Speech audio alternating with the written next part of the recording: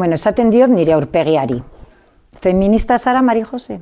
Pues ez dakit. Ez dakit feminista naizen ala ez. Emakumea naiz, hori edo sentitzen naiz, emakumea. Dena den niretzat pertsonak izan behar gara ereduak. Askatasuna da lehenengoan niretzat. Eta askatasun horretan bizi izan behar gara. Eta askatasun horretan bizitzeko, egia esanez, emakumeok historian zehar, muga pilo bat salbatu behar izan ditugu. Eta lokarri pilo bat hautsi behar ditugu oraindik aurrera jarraitzeko. Eta hori keinuekin egiten da. Keinu txikiak badira ere. Agian ez da bakarrik bandera bat edo ikurra bat eraman behar, baizik eta modu askotan, baina dena den inoiz ez geldiri gabe egotea. Historiaren pisua, historia bera da bortitza ez, historia da daramagun zama eta bizi izan gara momentuan. Eta orduan, bai, nik uste dut patroiak aldatzen ari direla, ja urteak ditugunok asko ikusi dugu, lehen, orain, gero. Dena den, ni oso baikorra naiz, baina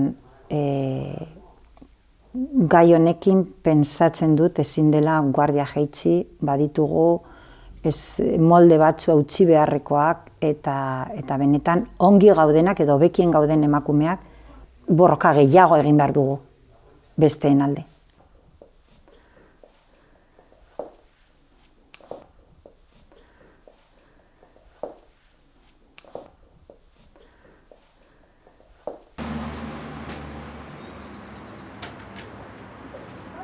Zer moduz? Arantza, Zoe? Ongetorriak, Zaraira. Goazen barrura, bai? Erakutsiko dizuet Zarai. Oso goiz, etorri zarete puntuala. Hau da gure elkartea. Zoi nahi duzu zerbait, kafe bat, pastikak, mendagot beti denetarik edo gereziak. Egon gara kaizan aurkezten jardunaldi teknikoa. Hor hemen ikus dezakezue txartela. Gaur egun badaude emakume asko oraindik metastasiak erekin. Uste dut euneko 30. Karol, ¿qué tanto por ciento hay de metastásicas? ¿30% tenemos? Las cifras creo que andan por ahí, sí. Bueno, orduan pentsa ezazue, euneko 30 oraindik bizi bera izan du horrekin, metastasi batekin. Eta orduan ikerketak eta tratamenduak enfokatuta daude orain bizi iraupena hobetzera, luzatzera, eta emakume hauek ez nabaritzea metastasis bat dutela, baizik eta egitea bizitza arrunta.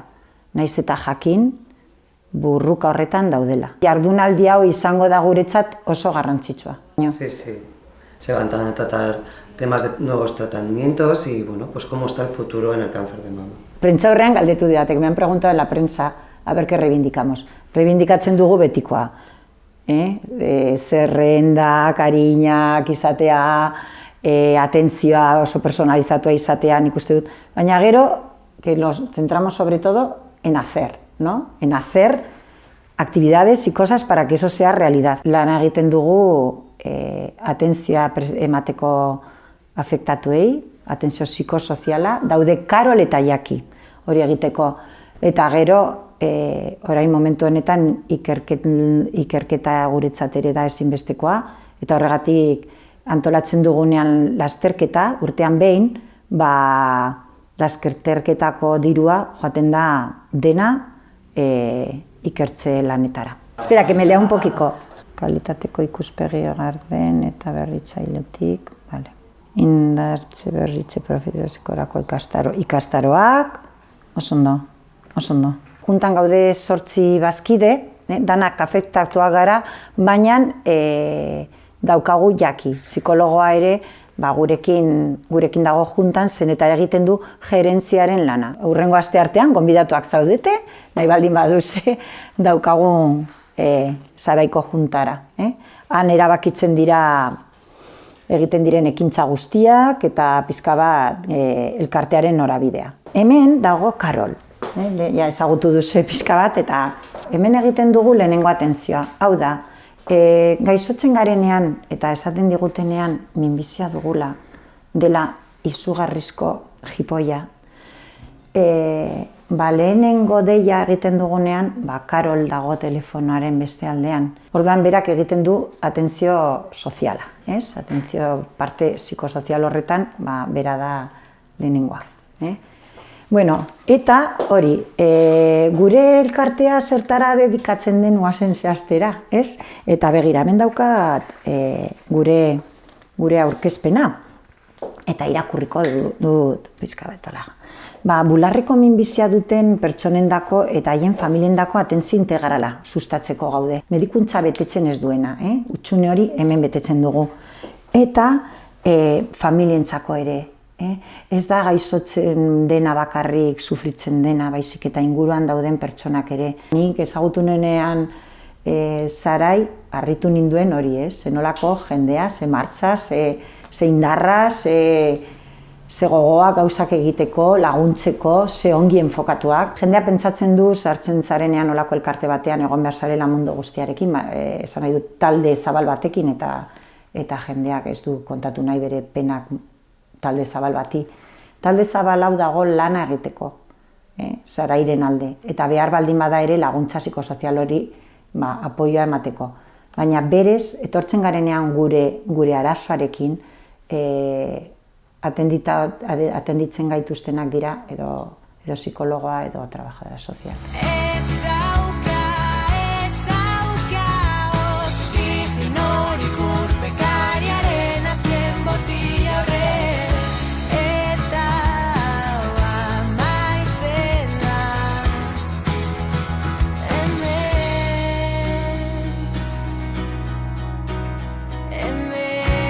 Hemen gaude Izaskun eta Mariarekin. Egiten dute urtero desfile bat barruko arroparekin, lentzeriarekin, eta bainu jantziekin.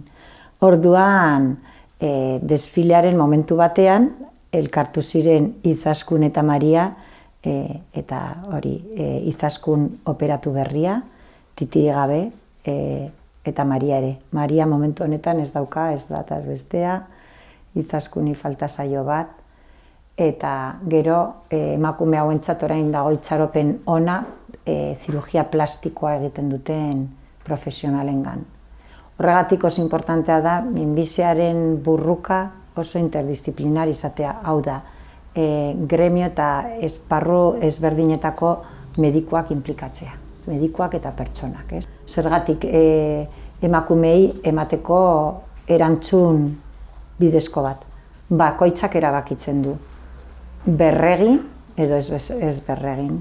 Baina, ikusten badugu ez titia baizik eta haien irrifarra, ikusten dugu ze emakume indartsuak eta ze gogoak esaten da, ze emakume indartsua garen zareten minbizia duzuenak. Nik hemen ikasi nuen Jakirekin, psikologoarekin, behar dela ere eta ikasi behar dugula ere negar egiten. Askotan hartzen dugu paper hori. Ez guazen estaltzera, oso ongi nago, berdin da. Ez, gertatzen da. Baina egia da, horrekin batera, sortzen dela izugarrizko barneko indarra eta egia esanez elkartean hori nabaritzen da. Minbizia dago ere gizonezkoentzat, baina gizon gutxi daukagu eta badaukagu gizon batzu bazkideak direnak, baina gehienak gara emakumeak. Eta afektatuen artean ere gehienak emakumeak. Eta oso elkarte txiki gara eta hala eta guztiz ere lortu dugu aurten Nafarroako urrezko domina.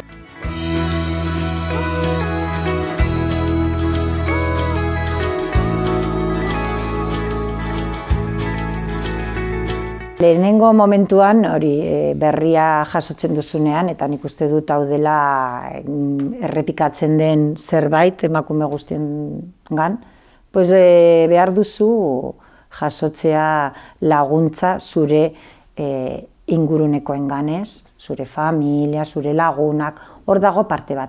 Baina egia esanez, beste emakumeengandik jasotzen duzuna da empatia.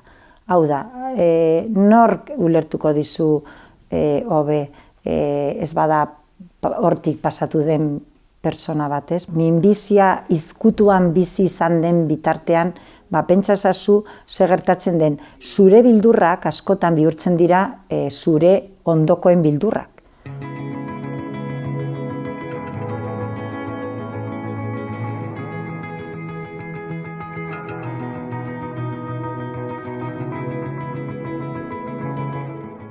Hemen daukagu Niebesen irudia, Niebes Bihurrarena, gure juntakide bat. Eta niri gustatzen zait pilo bat irudi hau zen, eta honek adierazten du gaixotasunaren inguruan dagoen tabu hori nola gainditu behar den. Niri gertatu zitzaidan argi eta garbi neukan, alde batetik duzu gogoa, zu ongi egoteko, ongi sentitzeko, jarraitzeko zu zeu izaten, beste modu batez, noski baietz, beste egoera batean, beste fisiko batean, baina behar duzu reafirmazio hori, baiestatzea zu zaurera.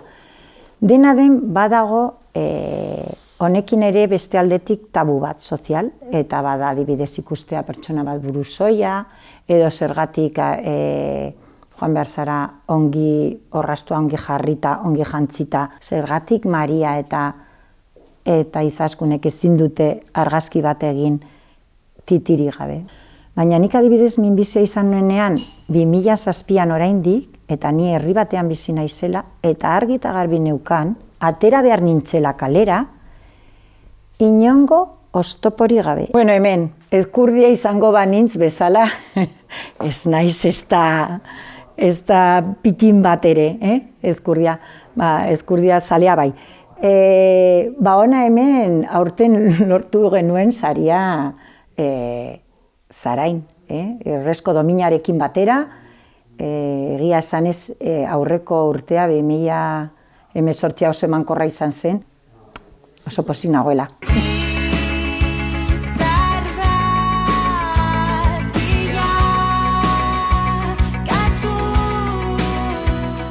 Koordinatzen du eskulanen taldea, Maricruz. Hombre, más a gusto. Peso pesado, sí. Hoy, gure elkartean. Es porque tengo mucho curso. Aquí sí que todo el mundo rema a favor, como claro, las traineras. Mucha gente que además, ¿sabes qué me doy cuenta? Sobre todo en el taller, que igual en casa no lo hablan, y llegan aquí y entonces entre una otra sueltan. Vale, a la hora. Qué maja. Es que Maricruz da un juego, terrible, ¿a que sí? Maricruz es la caña. Vicepresidenta izatearena, grazia egiten dit preguntan, a ver, ¿por qué soy vicepresidenta? Pues de puñetera casualidad, ¿no? ¿O qué? Juntan gaudela, egiten da aukeratu zein izango den lehendakaria eta zein hartuko dituen kargu bakoitza. Ni lehendakari ordea naiz, pues ez dakit egun batean iritsi nintzelako eta esan zuten, bueno, pues tokatu zaizu, eta hor nago. Egia esanez gustatuko litzaidake denbora gehiago izatea, baina ni lanean nagoenez, eta bueno, hortan suerte handia daukazen, eta ni naiz eredu, bizi iraupenaren eredua momentuz, zen eta itzuli naiz lanera uneko unean, ez daukate horren beste denbora, baina bueno, aldu danean sartzen naiz a tope.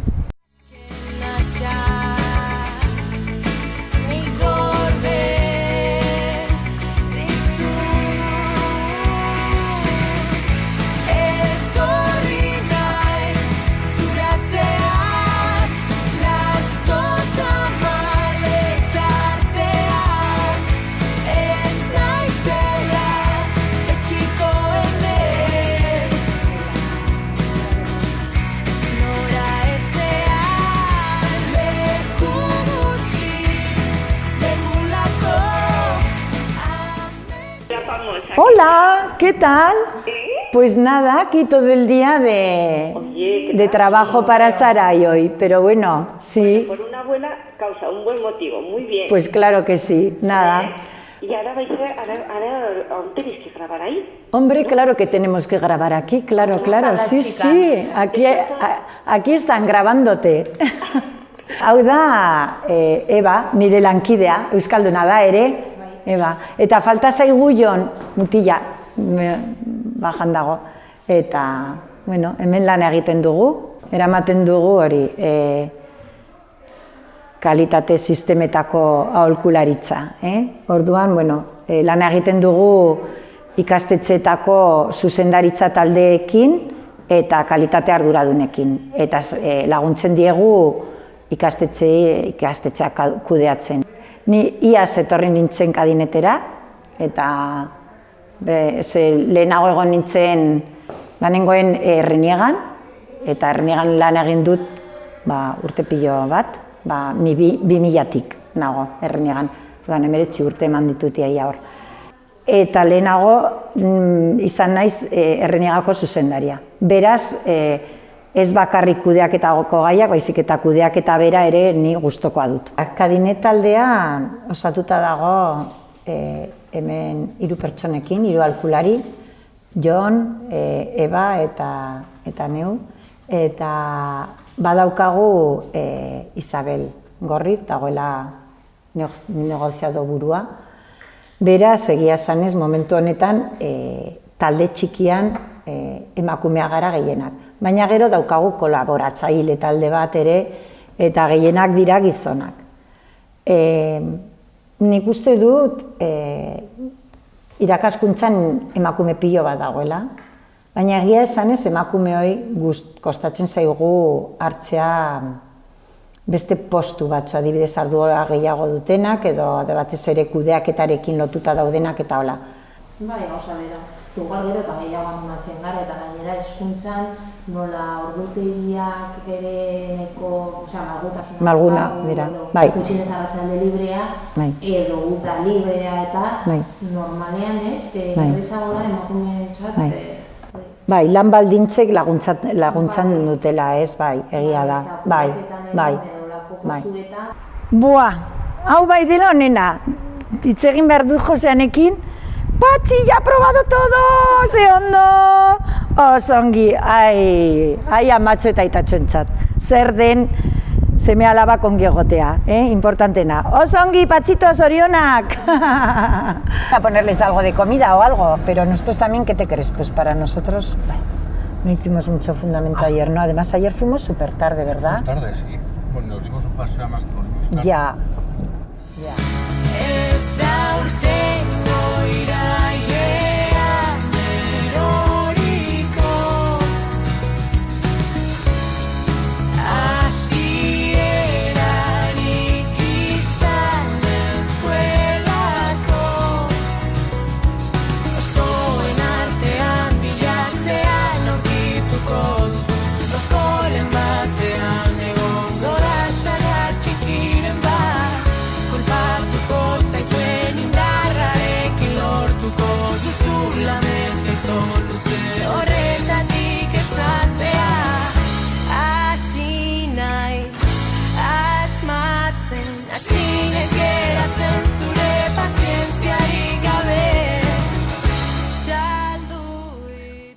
Etxeko gauzak egin dugu 50%, esan nahi dut hori, ez dakit, gainera nahiko banatua, zen eta, bueno, eta gero, oso graziosoa da ere, partekatu dugula pilo bat, brikolajeko lanak, orduan ni margotu dut ere pilo bat, eta egiten ditut olako gauzak. Eta pladurra jartzen ere ikasi dugu, denen artean. Egia esanez, ni zentzu horretan suerta daukat, baina begira, nire aita, guk hemen etxe honetan bagenituen animaliak. Esan nahi dut orain ikusten duzen leku honetan lehen zeuden txekorrak. Eta nire aita, egia esanez, lan egiten zuen Cementos Porlanen, hainbeste gizon bezala, olastin, noski. Hori izan da gure etxeko ogibidea, gehi ganadua. Baina aitari gustatzen zitzaion pilo bat sukaldatzea, eta gero etortzen zen etxera hartzen zuen erratza, eta ere, egia esanez ni zentzu horretan eredu nik uste dut onak izan ditu dela. Sí. Por vosotros, ¿no?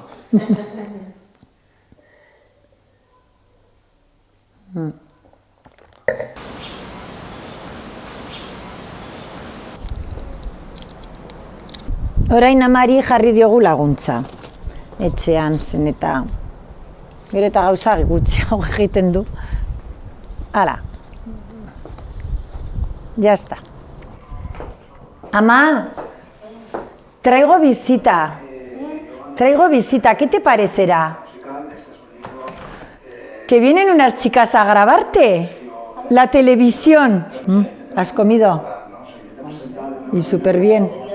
Ya, malo sea, ¿no? Ya estás para merendar. Van a poner ahí, pero en eso que ves tú no. Que esos son de eso que ves tú no.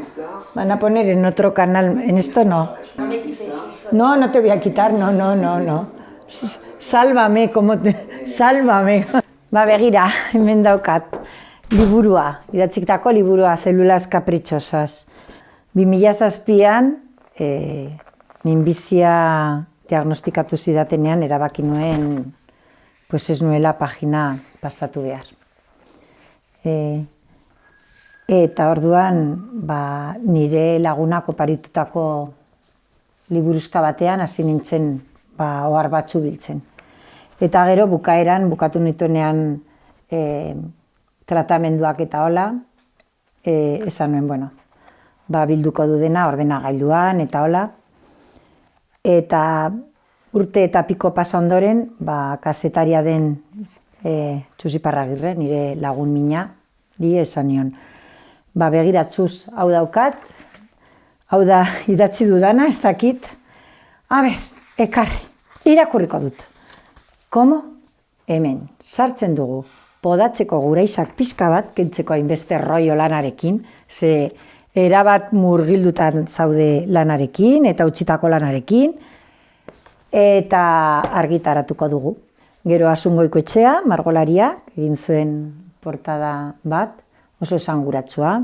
Nik ikusten nuen gaixotasuna sare bat bezala, eta nik uste du gaixotasuna honetan nabari geratzen dela nola minbizia ez dizu bakarrik eragiten zuri, baizik eta ondokoei ere. Nik esaten nuen zer egiten ari naiz, orain bezala agian, zergatik erakusten dut nirea bestei. Bueno, nik iruditzen zait dela modu bat zurea partekatzeko, azkenean besteen eredua ongi etortzen zaigu, eta denek ikasten dugu besteengandik. Hori irakasleok badakigu horrela dela. Begira, ni gaixorik nengoenean, kimio egunetan hemen egoten nintzen sofa honetan.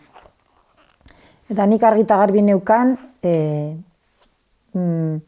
tokatzen zaizu eta ezin duzu aukeratu, gaixotasuna, eskerrak izakiok ezin dugula, ez da eguraldi egin behar duen aukeratu.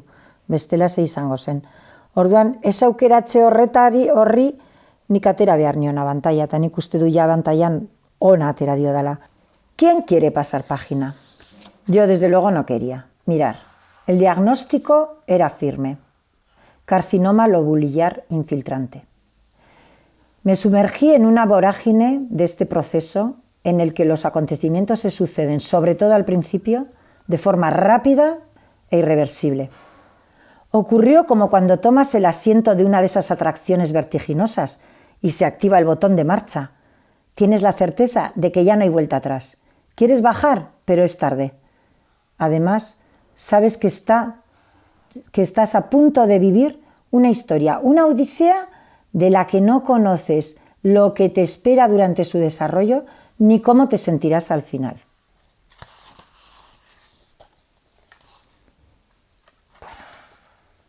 Qué pasada, es que me emocionó con esto en las manos. Mi hijo Pachi decía, no será cierto, mamá. Esas anécdotas están aquí en el capítulo de José, Javier y Pachi. ¿Ves? No sé si soy feminista, es que tengo 3 hombres en casa. Me siento cuidada y protegida con ellos, aunque también entiendo que tenemos que trabajar. El pequeño, 8 años, está en foto de portada conmigo en la cama, en la primera quimio. Creo que esta enfermedad nos ha hecho más fuertes a los 4, lo hemos llevado bien. Yo he intentado desdramatizar, mantener mi ánimo alto, disfrutar de ellos al 100%. Mis 3 mosqueteros me han cuidado, me han mimado, me han escuchado, me han animado. Cada día, pues, doy gracias por seguir viviendo aquí y a su lado. Vale, que voy a empezar a tener una crisis lacrimógena que voy a estar llorando toda la tarde. Que ya me impresiona hasta yo de leer esto. Beti aurrera jo behar dugula, bai. Eta gero garrantzi gehiegi ematen diegula tontakeriei.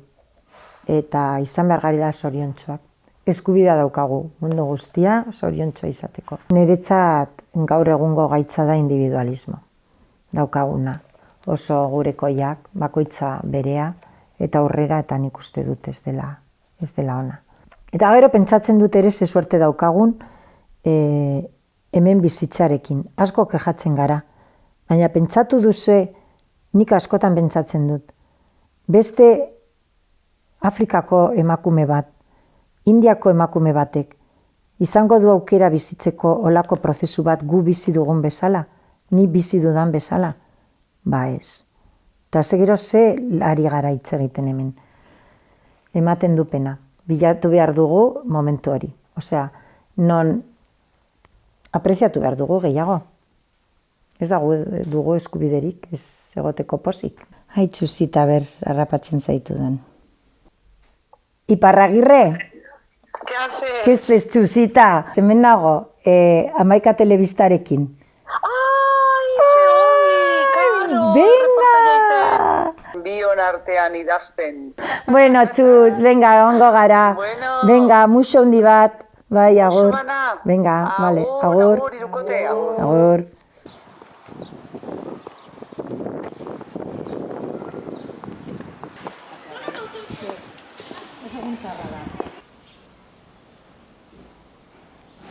Zer esango nion olako prozesu batetatik pasatzen ari den emakume bati? Ba, ez dakit, kontatuko nion nire esperientzia, nire liburuan kontatzen dudana. Eskainiko nion, ez nion ezer proposatuko. Berak egin behar du bere prozesua eta bere ibilbidea. Bakoitza erantzun bat dauka, lotuta bere izaerari eta gero oso lotuta dago dena den guzti hau duzun jarrerarekin eta egia esanez hori da aukeratzen den bakarra, baina klaro gure eskutan ere ez dago, pozik egotea edo positiboak izatea. Batzutan ere eskubidea daukagu konten ez egoteko, pozik ez egoteko eta protesta egiteko. Baina gero beti ere hori bai nik uste dut hori dela aholku bakarra aurrera begiratu behar dela. Beti aurrera. Eskerrik asko. Zuei.